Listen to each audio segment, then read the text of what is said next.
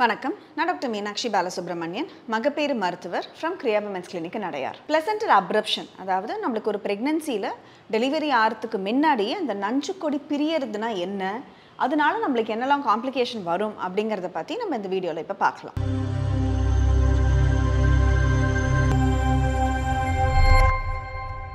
So நஞ்சுக்கொடி தான் நம்மளுக்கு ரொம்ப ரொம்ப முக்கியமான ஒரு விஷயம். அதுதான் நம்மளுக்கு மதர்கிட்டேருந்து பாப்பாவுக்கு வரக்கூடிய எல்லா நியூட்ரிஷனும் இந்த நஞ்சுக்கொடியில் தான் வரும். ஸோ இந்த நஞ்சுக்கொடிங்கிறது டெலிவரி ஆனதுக்கு அப்புறமா ஒரு நார்மலான ஒரு சிச்சுவேஷனில் பார்த்தீங்கன்னா டெலிவரி ஆனதுக்கு அப்புறமா பிளசன்டல் செப்பரேஷனுங்கிறது நடந்து நம்மளுக்கு நஞ்சுக்கொடிங்கிறது பாப்பா பிறந்ததுக்கு அப்புறமா டெலிவரி ஆகும்.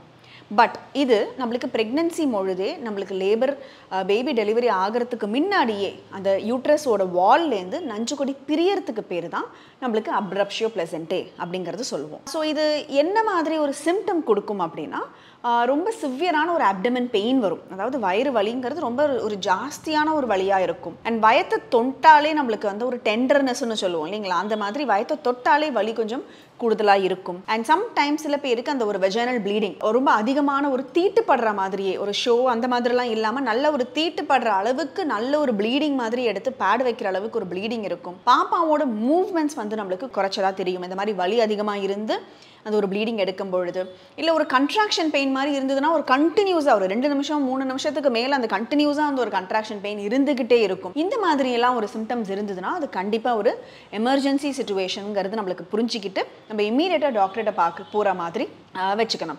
ஏன்னா இது நம்மளுக்கு எல்லாமே ஒரு அப்ரப்ஷன் இருக்கா அப்படிங்கிறதுக்கான ஒரு சைன்ஸ். ஸோ இந்த அப்ரப்ஷன் யாருக்கு வரும்னா, ரொம்ப அதிக பிபி இருக்கிறவங்களுக்கு, ப்ரீ எக்லாம்சியான்னு சொல்லுவோம். ஸோ அந்த மாதிரி இருக்கிறவங்களுக்கு, இல்லை ஹெல்ப் சிண்ட்ரோம் வரப்போகுது, அந்த ஒரு பிபி வந்து கொஞ்சம் லிவர் காம்ப்ளிகேஷன்ஸ் எல்லாம் கொடுக்குது, அந்த மாதிரியான ஒரு ஹெல்ப் சிண்ட்ரோம் வரப்போகுது, அந்த மாதிரிலாம் இருந்துச்சுன்னா இருக்கலாம்.